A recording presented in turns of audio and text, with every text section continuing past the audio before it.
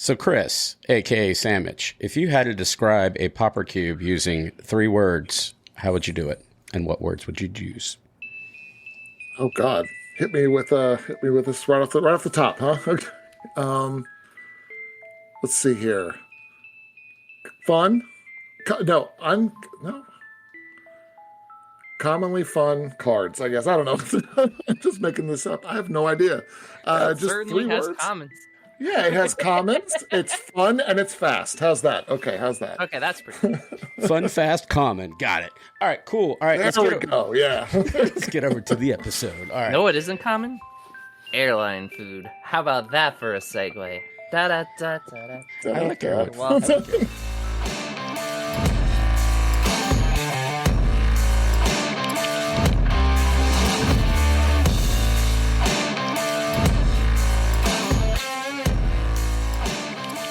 Well, Welcome to UberCube, the podcast we discuss all things cube, but with Pauper sandwiches. This is your host, Anthony Adams, aka Uberbear, and I am joined by our lovely co-host / host. hi, it's Stu. And all of my magnificent British I don't know where I'm going with Yeah, May, give us this. your Stu, help me out. best. Just Hi, I'm listen. May. Just lovely and British is more than enough for me. I'll take that all day. Thank you. And then we've got our pauper god, peasant god. Well, just our cube god in general. Our cube fixer.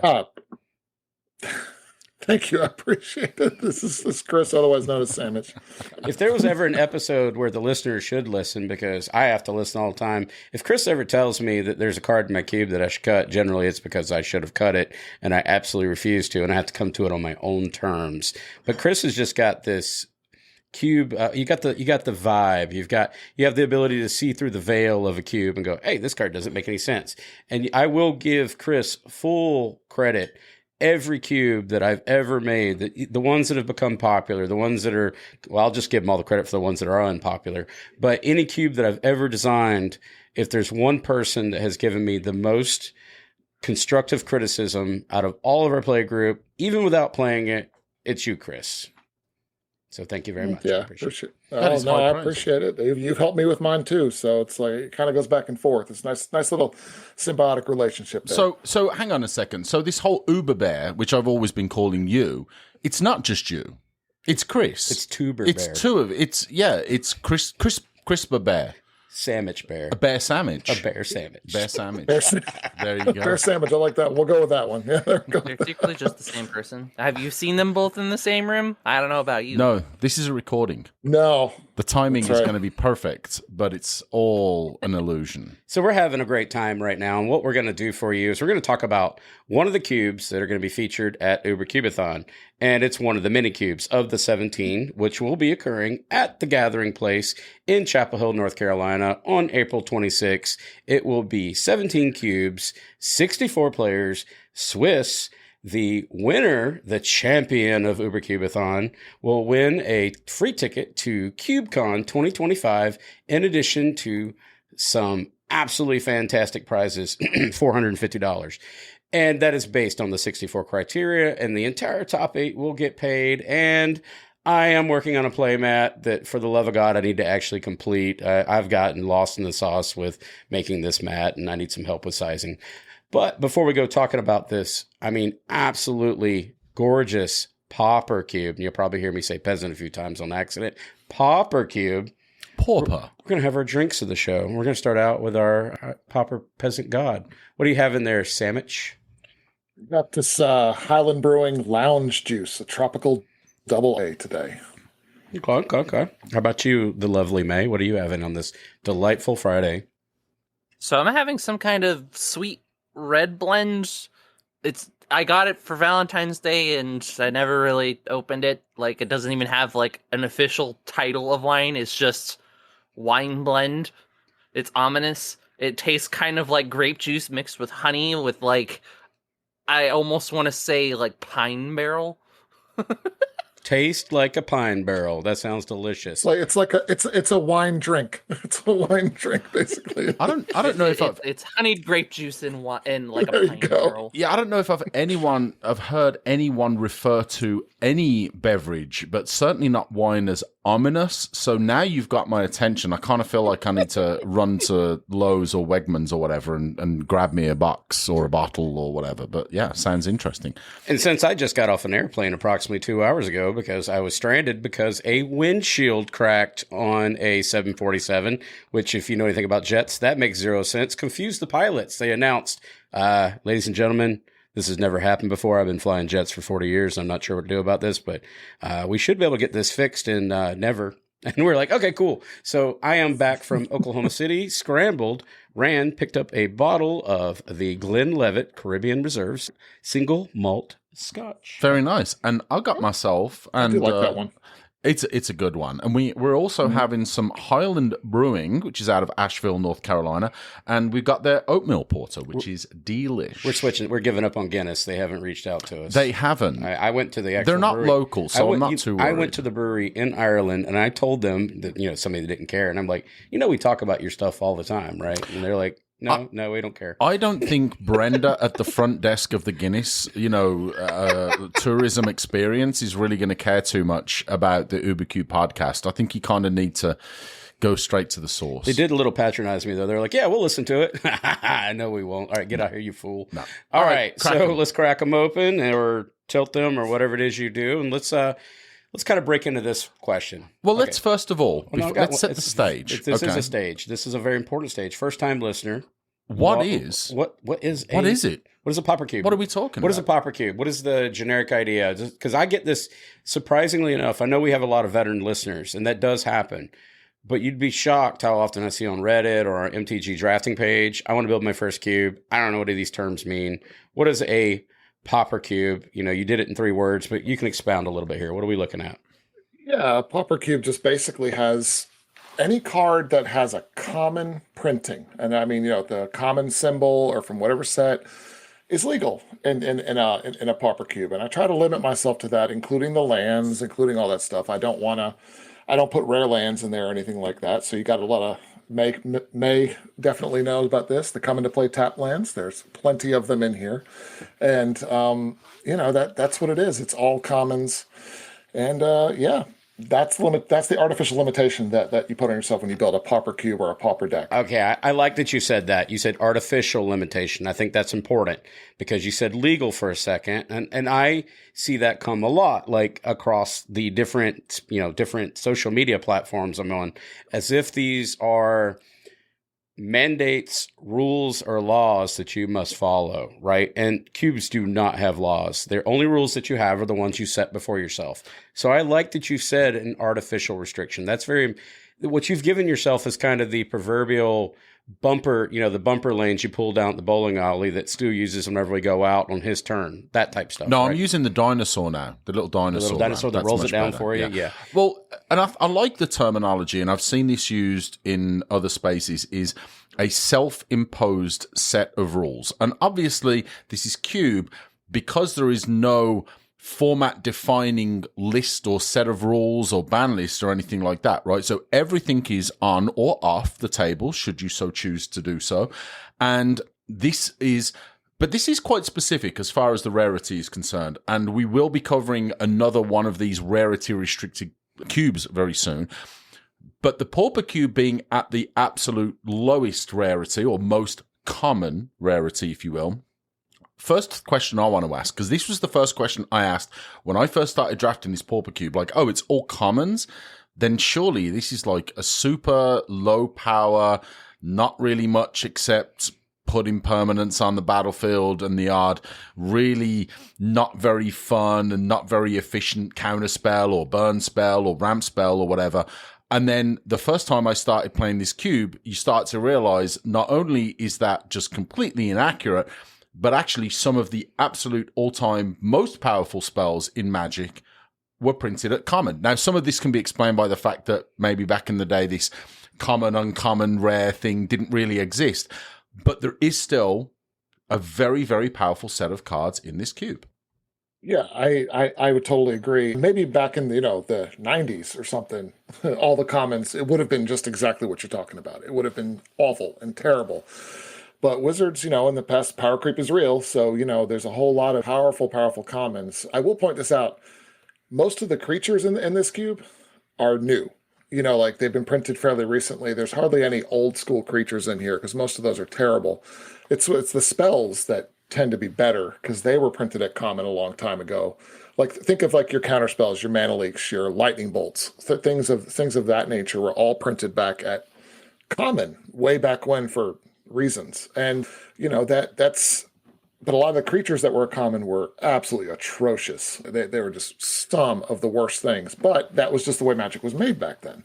But in the past, I'd say 5 or 6 years, it's really come along. There's some very powerful commons out there that are really fun to play as well. I presented the question to you whenever we were talking about featuring this at UberCubeathon, and I already knew the answer to it, but I threw it your direction anyways. Can players expect to complete their matches in 55 minutes under a tournament scenario? Yeah, we've never had any problems with playing with us. Like the games, they're not dirtily. I try to support aggro quite heavily in this, so there will probably be at least one or two aggro decks at the table. And there's spell slinging, there's ramp decks, there's all sorts of things that you can do. This is not I try to make this very not dirtily. You know what I mean? I don't want you to be just a mid-range slog because I personally hate those kind of matchups. I think they're awful and they take forever. So, May, as we're going to kind of talk about Pauper during this episode, we're going to have another episode. We're going to talk about Peasant. Do you, in comparison, when you look at a lot of these lists or where you draw from, say for the Fey Cube and the power levels, do you see a lot of commonality, a blend in your environment versus these two kind of rule sets? So the overlap tends to come from, like what Sam mentioned earlier, a lot of that land-centric approach, because when you're trying to address a restriction as, let's say, severe as you can only play as commons, you're obviously not going to get out access to some of the fastest lands. However, that doesn't mean you have access to bad lands. Mm-hmm. And what I particularly love about your package of lands is that you included a bunch of snow duels, and you also added bounce lands, which I feel like bounce lands are extremely underrated in just Magic in general. But these both allow for that kind of flexibility that people want to go for, but since you have such an aggressive cube, it actually keeps a lot of those tap lands in check that kind of, at least at a glance, keeps people in around those two colors. Versus that happens with you because it happens because of your restriction. Right, and I agree, and I do. Those are really great, the lands that you mentioned. I also would like to point out that I also have in the thriving lands, and those gates, the gates that were printed where they come in as one color, but you choose another, and they make your deck building a lot more flexible. And I like those a lot in this cube. I'm glad you guys brought up this topic. So there's been this massive debate, right? And I've actually cited you a couple of times, and I've used the term pauper or peasant purist. And I know that's a loosey-goosey term. I'll come back to that in a moment. But a lot of times, lands are the biggest challenge point for these type of environments. And now we're seeing the emergence, and I do respect it. We've talked about this before, but people want to put the snappier lands in there, say shocks or fetches or whatnot, because a lot of times the creatures, the value engine creatures or the spells are kind of up to snuff with modern Magic for the most part, even at the commons, right? But the lands are oftentimes seen or can be viewed from the outside as the hindrance or the tempo setter for these type of environments. It's not that the creatures can't do the work or the spells. It's the land set the speed. Would you agree with that statement?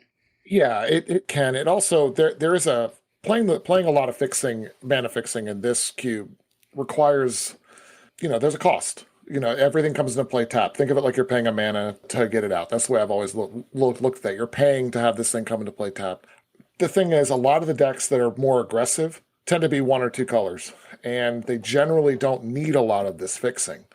And so I haven't seen it be a huge problem. And I personally think if people want to run rare lands in there, that's fine. If their playgroup likes it, I don't fault anyone for it.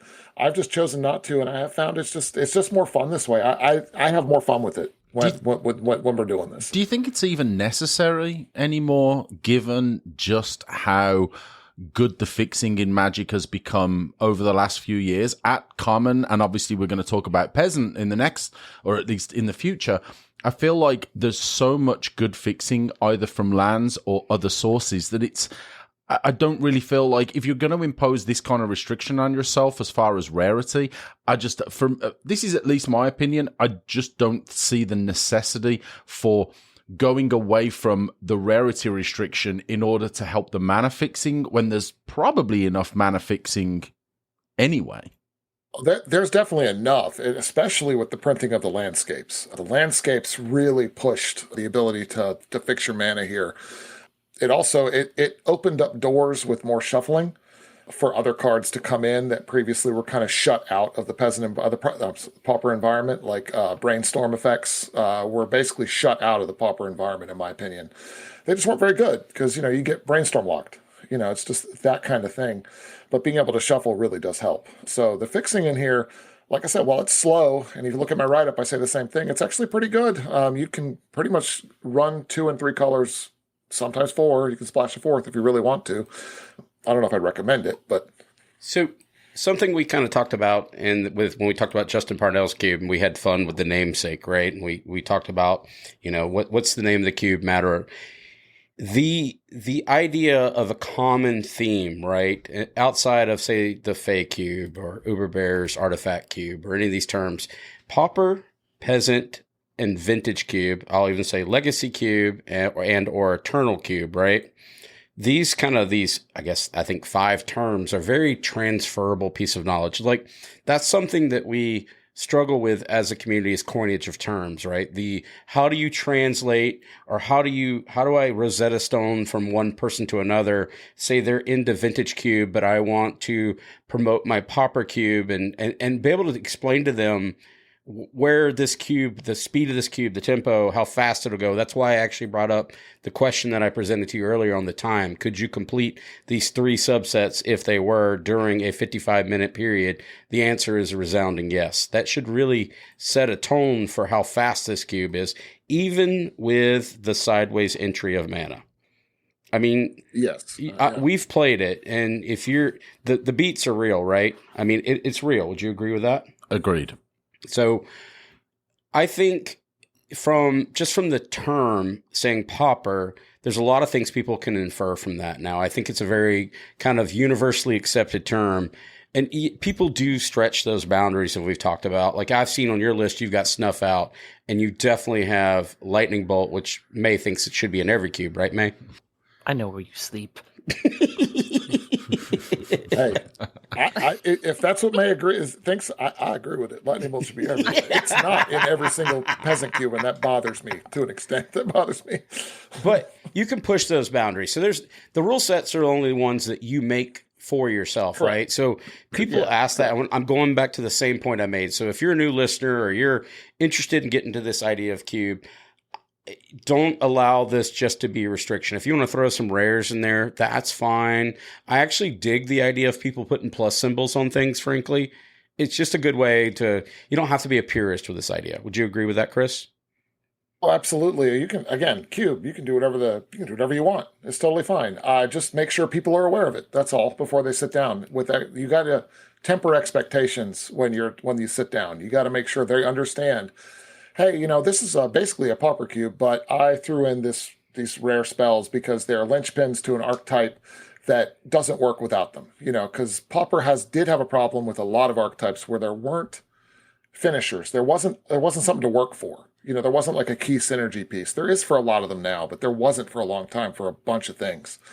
The ability to do that because it's cube is great. I love it. And something else I find interesting too, because I did this for my little brother. I built him a Pauper cube for Christmas one year, which he still has and hasn't updated. That doesn't, hurt my feelings at all. Why I bring it up all the time. It's tough for him to find people to really jam that cube with, though. Let's be honest. It is. That's what he tells me all the time. But the price point is amazing. So I'm not going to say your owned value, but it's got 4 digits in it because you've had a long time to think about this. But if I'm looking at your not owned value in it, you got 2 digits in it. It's very cheap. You can build one of these for well under $100 and have a 8-person cube. No, you can't. You can. You I've cannot. already done it. You absolutely cannot. The sleeves cost more than the exactly. cube. Yeah, the sleeves. I'm telling you that I spent more money sleeves on the box because I bought a very fancy box. $5 that I kind of sleeves is $100. That the sleeves, and I double sleeved it. I'm telling you, I spent way more money trying to make it look pretty than the actual. If you non-foil this, you can have the best Magic experience. Retail $70 US. You can copy Chris's list and don't even bother. You should copy Chris's list. I've had this resounding cough now for a month and a half. It won't stop. Is it a pauper cough or It's a peasant pauper cough? It's a pauper It's cough. a peasant okay. cough. But for anybody listening, they're new and they want to find a way in. You know, aside from foundations that we recently had, which has really been a great in for people wanting to learn about Cube, prior to foundations, I would have just preached Pauper, Pauper, Pauper. I see all these people wanting to build their first.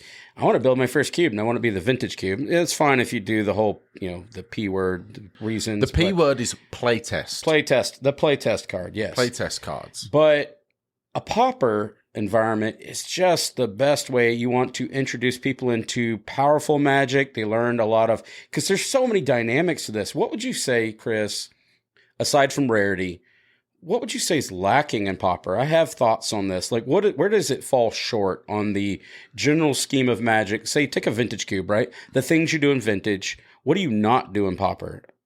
Well, you can't combo anybody. That's you're not going to be able to do a lot of that. You'll do synergy stuff, but you can't do a lot of combo. That's one thing. There's not going to be. The one thing I actually like about this kind of Magic is, unlike a vintage cube, but I think. You heard other people say vintage cube is fun, but games can just end. You're trucking along, and all of a sudden they get their combo piece, and game's over. Or you get the combo piece, and the game is over. That doesn't happen here. This a lot. Almost every game is decided by creature combat or a burn spell, basically. And that I love that form of Magic. It reminds me of when I first played way back when, back in the 90s, early 2000s, and it was just really fun. And that's one of the reasons I did. Well, it's one of the reasons I did it. There was another much more reason I had to make Anthony's cube better. All of my cubes wow. better. My original. Are you referring to my original with Circle of Protections in it? Oh my gosh, your yes. cube would be so good if you had Circle Protections in it. No one would win. We would never hit that 55 ever. Yeah. Oh, if you ever want games that last 2 hours, I think I burned that cube, or I don't know what. I'm pretty sure. I donated it. One thing I will say to the listeners is there are mechanics that I did leave out of this cube. I just want to say that I left any of those weird commander-centric things like Monarch. No. Initiative, no. Those things belong only in a vintage cube, and I don't even really think they belong there, to be honest with you. But it's you run them, Chris. Yeah, you run them. I do. I do it to be different from you. I do it to be different from you. I learned it from watching you, okay? But so one of the things that I do want to bring up is when I built my version of a Pauper cube, it's interesting because Chris and I have this, he just said it, we have this dynamic amongst us. So if we build a cube that's similar, we do our very best to polarize the idea. So I built a Pauper cube because I wanted to look at Chris's list and present one to my little brother Josh, who eventually I'll get on the show. And I kind of wanted to move away from some of the archetypes that Chris supported. One of the ones that I thought was interesting that Chris didn't support was ninjas. You can do things that are outside of the norm. What is the one that's the traditional cube that's the go-to? It's the Pauper cube, right? Yeah, it's the Pauper cube by Staborsky. It was his cube many years ago. He doesn't do much with it anymore, I believe. But there's a whole group of people, and it's an amazing resource for anyone who wants to get into Pauper cube. I highly recommend looking at them. They review and vote on every card that's Pauper legal. It's a wonderful resource. Highly, highly recommended. I use it all the time. Another one that's really good, too, that I've been looking at is Sandwich's Pauper Cube. I hear that's a pretty good resource if you want to build a pretty solid Pauper Cube. Well, for about $70 US, not going to lie to you. But so let's talk about, so as a Magic player, I want to build a Pauper Cube. What type of archetypes do I grab? What should I expect with a Pauper Cube, Chris? Yeah, so there's a whole lot of things that you can do with it. You can do things like, one of the things is blink. I think that's been discussed to death on here. I believe you guys have talked about it fairly recently. Blink is definitely present because, ephemerate. Hang One on. of the most busted blink No, no, no, spells no, is no, no, common. no, no, no. Okay, Uh-huh. we may be editing this out. I don't need that out in public. That's my secret tech that I try to win with every time that the lane is open. And I will say that Blink is a fun archetype, shows up in a lot of cubes, and definitely is a very, very strong Pauper archetype. But we're going to edit this out, okay? So no one knows about it. Thank you. I will say that I had to tone it down a bit because I supported it too heavily, and I had to pull back on it. While that was several years ago, we realized it was too much. But there's also like the blue white flyers is a good one. Highly recommend. There's a lot of flyers in those colors. That's a good one. Demir control tempo as well. There's definitely aggro, red white Boros aggro, red black aggro, red black sacrifice matters deck. There's tokens. +1/+1 counters is also a thing I heavily support in this cube with a little bit of proliferate as well. That's in the Selesnya colors mainly. And then Orzhov there's a kind of a small extort package in here with life drain and everything, which is kind of fun. So it's control. There's a sacrifice matters, graveyard matters in Golgari, and the blue green is the stepchild of most cubes, but you got to basically do big creature ramp. That you can do tempo in it too, but it's been my hardest to support. And then there's spell slinging and Izzet, which is really fun, and aggro tokens and Boros. Kind of crazy. So we talked on one of our previous episodes about Simic and the identity of Simic or lack thereof. Yep.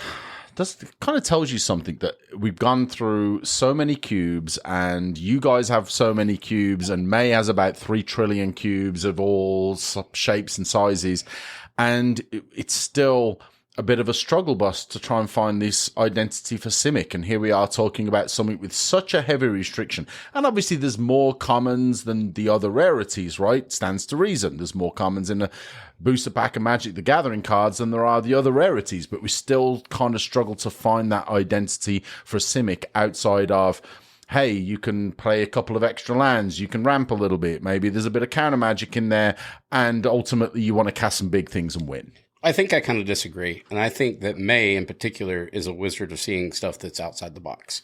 So yeah, but we can't judge us mortals by May standards. May study this list and then May apply some of her thought processes, say to Simic even, right?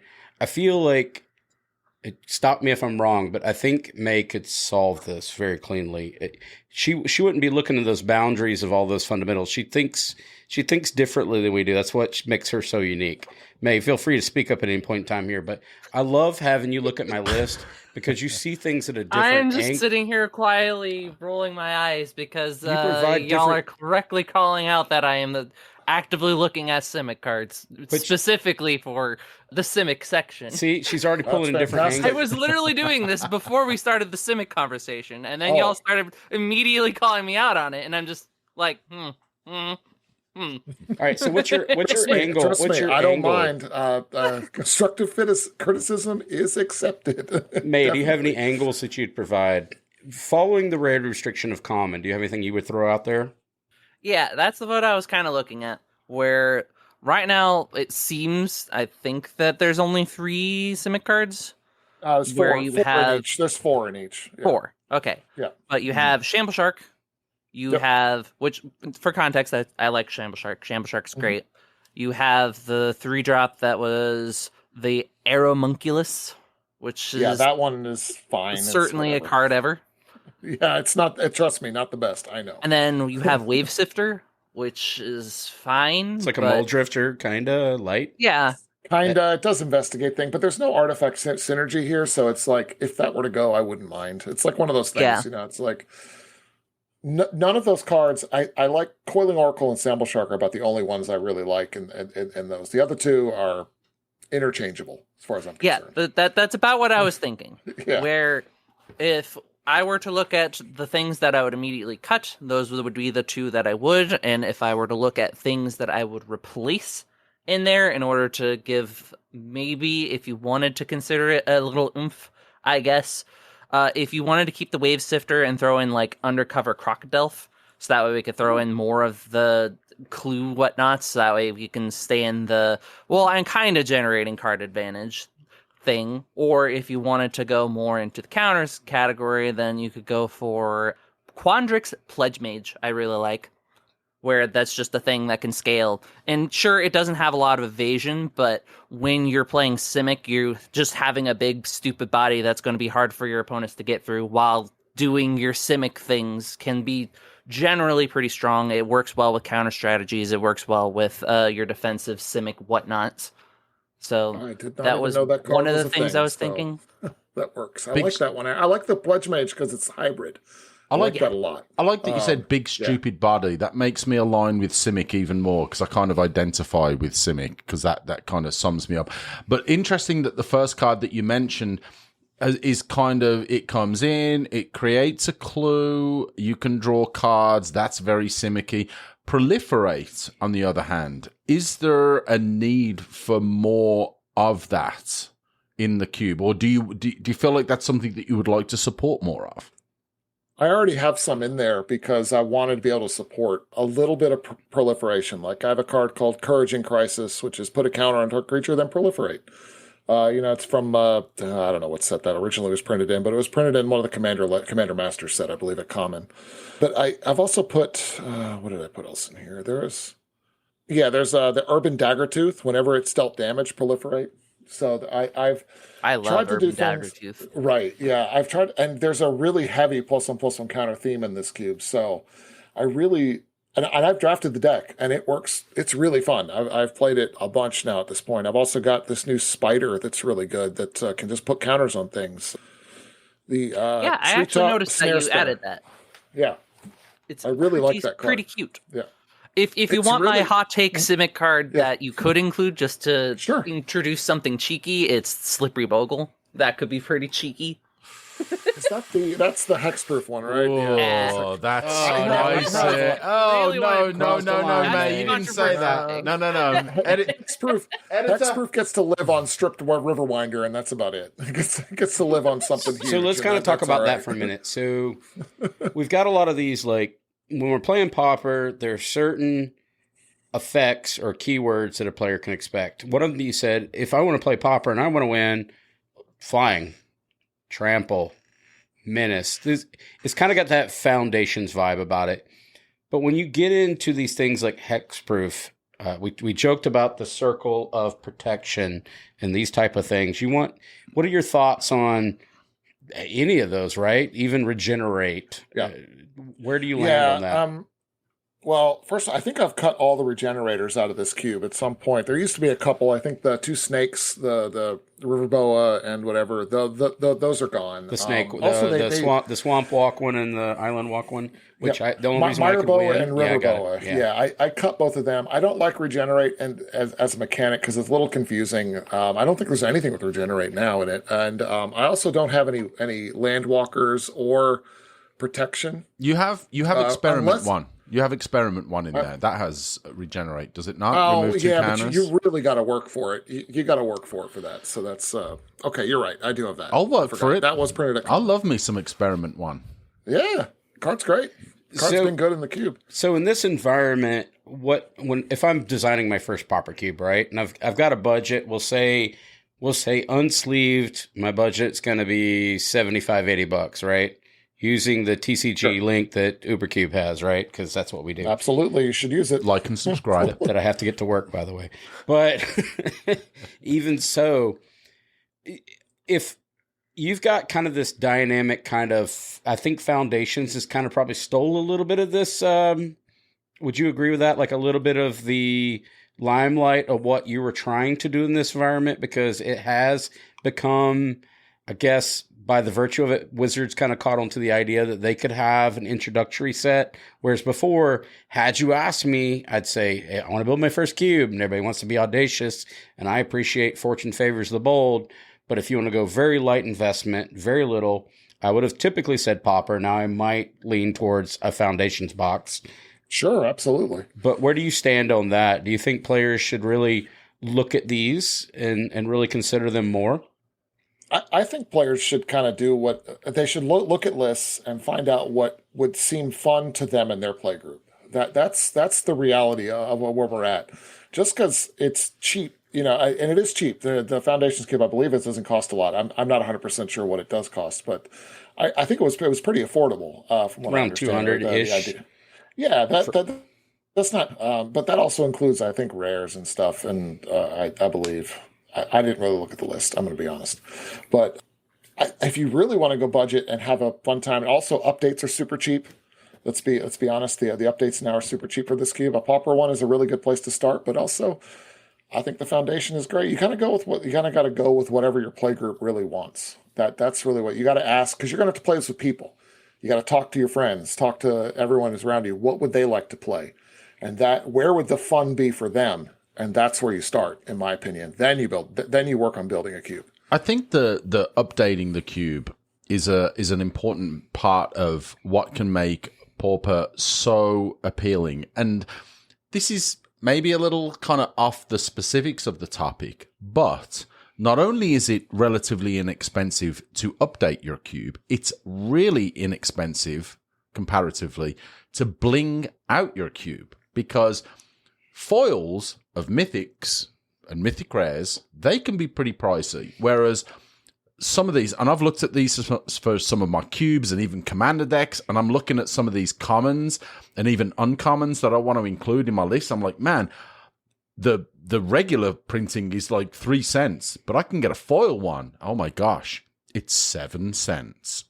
Like that's not nothing, right? If the aesthetics are important to you, and I know Anthony yourself, you're kind of a slave to the foil, as in many ways. I like to blind you a little bit. You when you do, play my cubes, right? Yeah.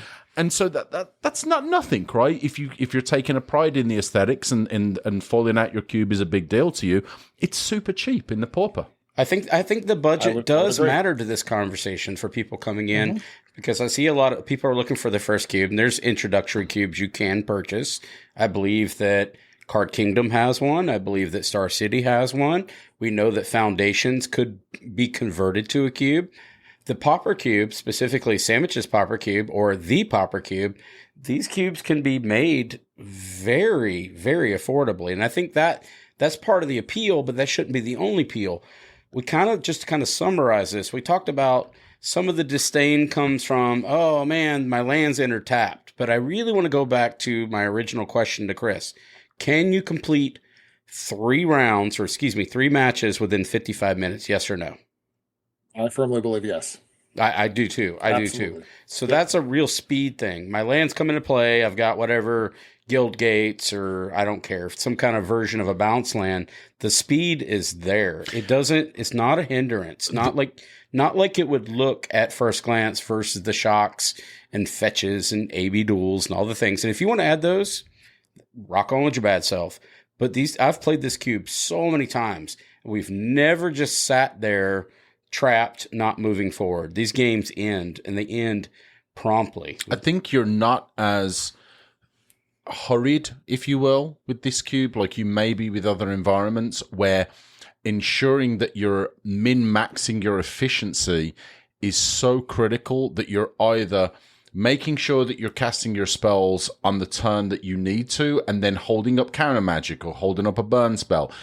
There's just a little bit of freedom with the timing and the speed that you need to play at, that having that one turn where a land comes into play tapped, but also gives you that ability to fix a little more efficiently.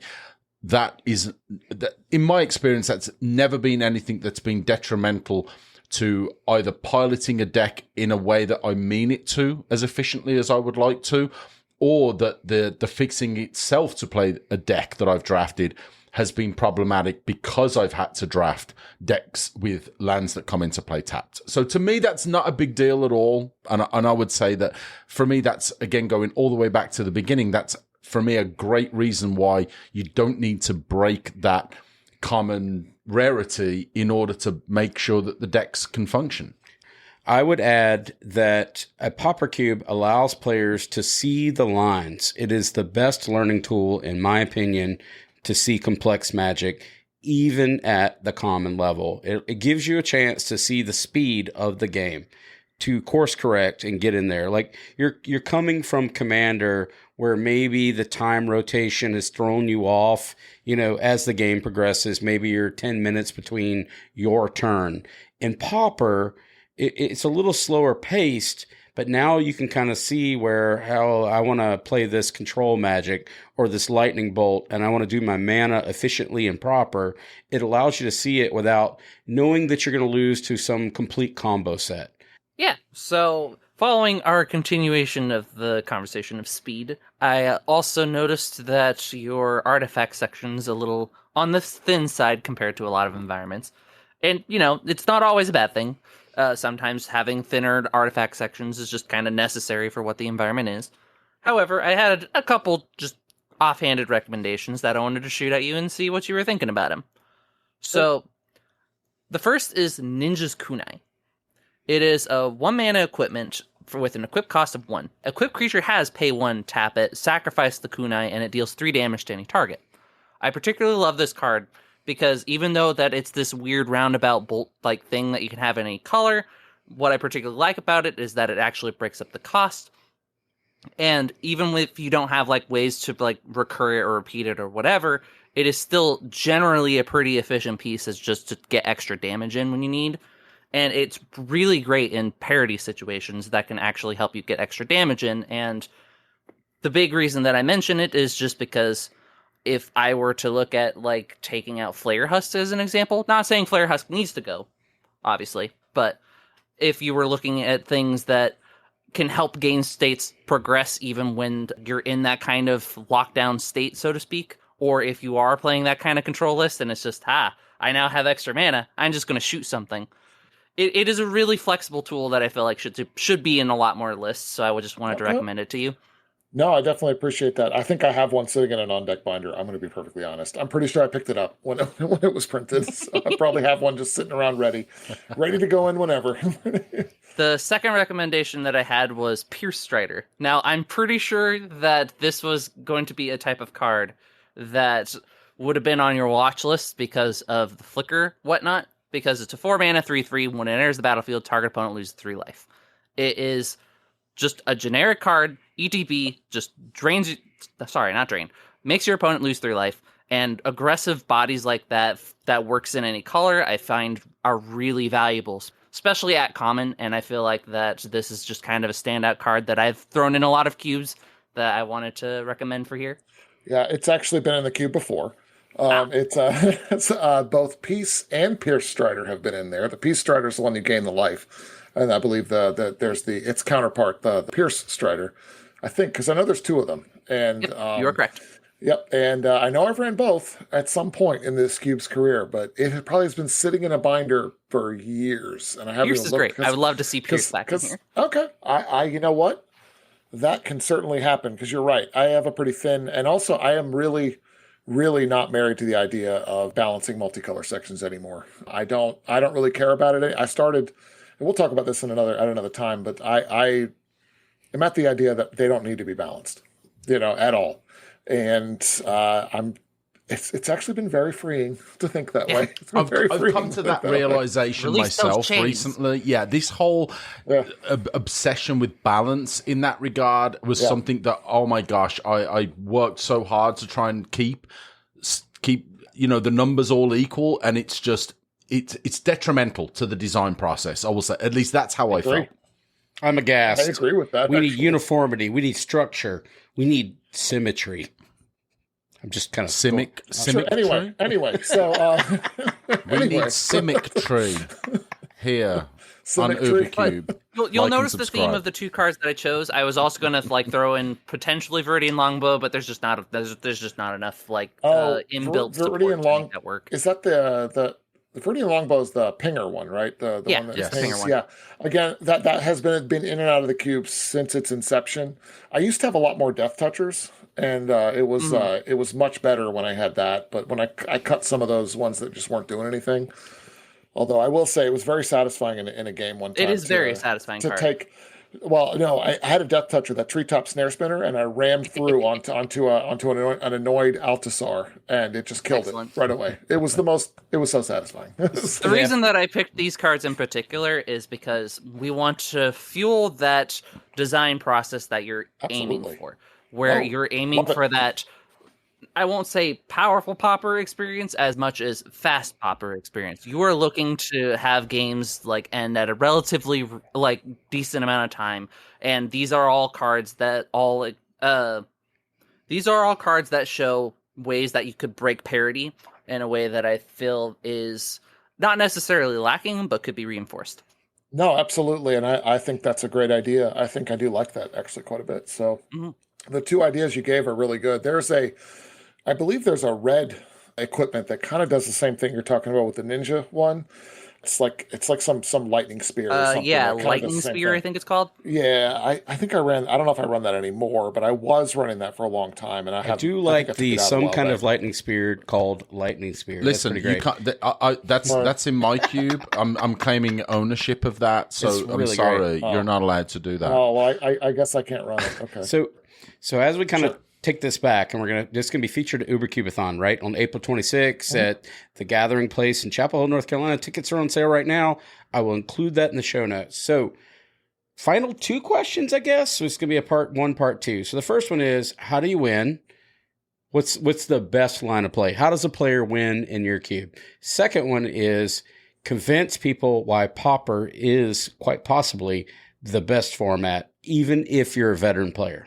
Oh, okay. To win, it's a big secret, everybody. So you take a creature, you turn it sideways, and you attack your opponent. I know I'm revealing something here, and also cast a spell, remove a creature an opponent has. I don't know. I There you like the go. first option more. Just There you tap, go. remove You an know what? opponent. You can do both at the same time. You can do both at the same time. I like remove a player. I love that. There you go. That's great. There you go. Yeah, there's the secret one that it's like a red-black card that puts an opponent's life total to 1 or something like that. It wasn't there was some card that did that years ago. Oh yeah, I forgot about that card. Anyways,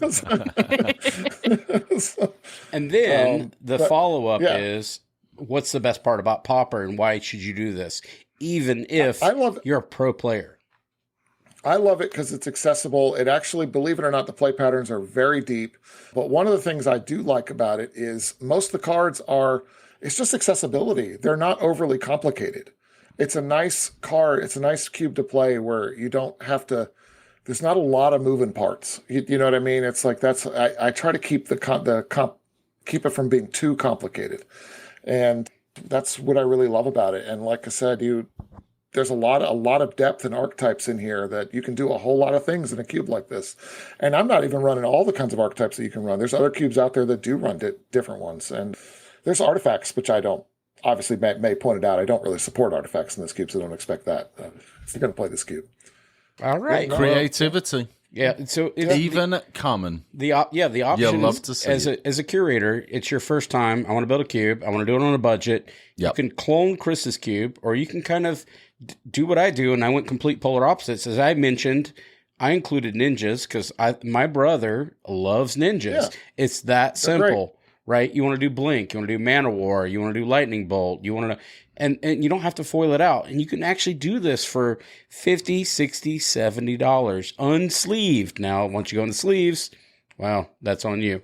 But this is a fantastic format. I think it's actually a great way to really press the lines. And one of the things I kind of talked about in the middle of the episode that I do want to mention that I do feel is a weakness of this is the interaction points, the hand disruption. Like, you're not breaking up combos, therefore I would argue that stuff like stripping hands and all that has less value. That would be my ultimate. That was something I alluded to early on, because the complexity's not there. It doesn't require you as the player to really worry about all the different fields of play, I guess. You're really focused on the battlefield in this type of environment. It lets you study that, learn the interactions, combat, etc., right? You can do a little bit of counter magic, but it's not hard pressed to think about all these different zones like you think about. So it's a great place to kind of build your skills. Would you agree with that as we close out, Chris? Totally agree with that. And one thing I will end on is the best counterspell in the cube is probably Exclude. I think I think it's the best counterspell in the cube because everything is a creature, so it's like one of the best things. So Even the counterspell. Even the counter. You heard it here You heard it first. here, folks. Yeah, Absolutely. Exclude is literally one of the best counterspells in here. You will never be sad to cast an exclude in this cube. All right. Well, thank you very much, Sandwich, Chris. I'm glad you came on the show again. Socials in the show notes. I hope the players actually got something out of this as far as like the boundaries are limitless on this idea. Do what you want with a Pauper Cube, right? It's your Pauper Cube. Pauper Cube's a transferable language. That's what we use it for, is a talking point. But if you want to put your uncommons in there and still call it, I'm a Pauper Cube splashing a few of this and that, rock on with your bad self. Pauper Plus. Other than that, we're moving to the socials.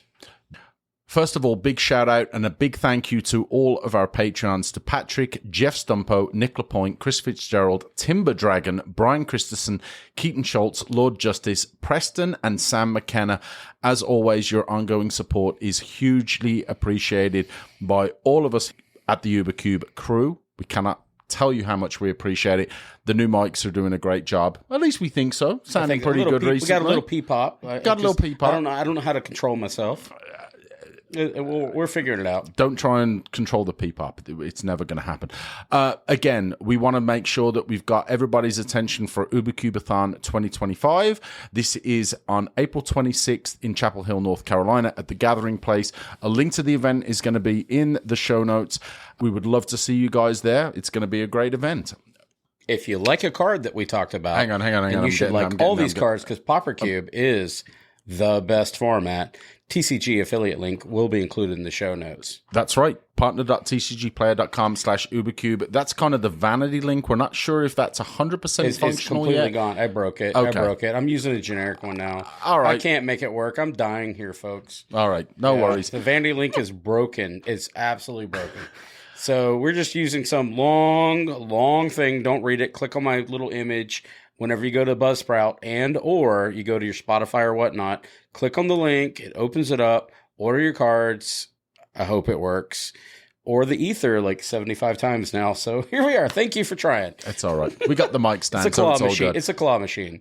As always, facebook.com/groups/MTGCube if you want to get in on the discussion there, as well as our wonderful Discord. So much cool stuff going on right there. A lot of discussion, a lot of sets coming out right now. 1,000 people in 1,000 our Facebook. people. 1,000 people on the Facebook. That means at least 2 of them like me. That's really good. That's adventurous, That's but pretty I'll good. let you have that. Chris and Stu.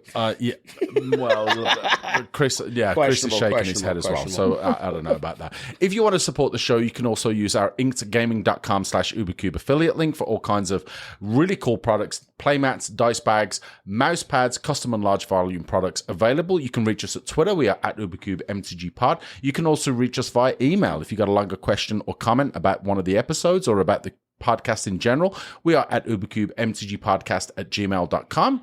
And you can also find us at Bluesky, UberCubeMTGPodcast.bsky.social, as well as YouTube at UberCube MTG Podcast 747. And again, a big thanks to all of our patrons at patreon.com/UberCube for all the ongoing support. Much love. And then other than that, we're going to say the what thing we always that say. Stu says every time because no one else says.